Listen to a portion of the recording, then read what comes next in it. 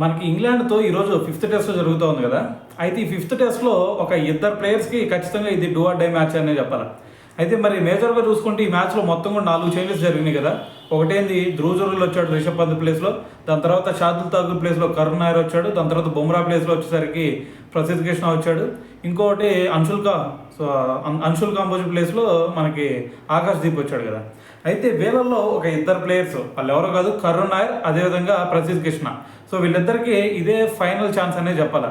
ఎందుకంటే మరి కరుణ్ నాయర్కి అంతకుముందు ఆల్రెడీ 3 మ్యాచ్లు ఛాన్స్ ఇచ్చారు, అయినా సరే ఆకట్టుకున్నాడా అంటే ఆకట్టుకుంది లేదు. 3 మ్యాచ్లో కేవలం 130 రన్స్ మాత్రమే చేశాడు.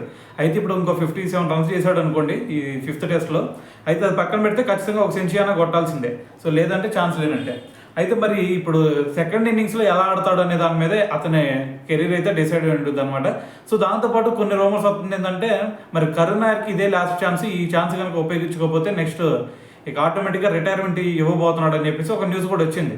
అయితే దాంతోపాటు ఇంకోటి ఏంటంటే మనకి ఇప్పుడు ప్రసిద్ధ్ కృష్ణ సిచ్యువేషన్.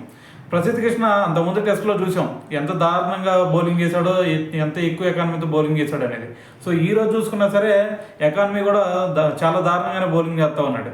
సో మరి ఇప్పుడు ఈ టెస్ట్ మ్యాచ్లో ఈరోజు చూసుకుంటే ఫిఫ్త్ టెస్ట్లో ఫస్ట్ ఇన్నింగ్స్లో చూసుకుంటే వాళ్ళు బేభత్సమైన ఫామ్లో ఉన్నారు.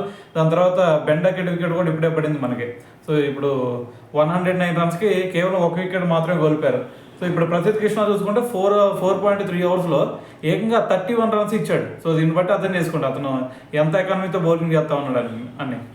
సో మరి ఇప్పుడు కనుక దీన్ని ఎకానమీ కనుక తగ్గించుకోకుండా అదేవిధంగా వికెట్లు తీయకుండా ఉన్నాడు అంటే ఇక నెక్స్ట్ టెస్ట్ సిరీస్కి ఇక కష్టం అనే చెప్పాలి.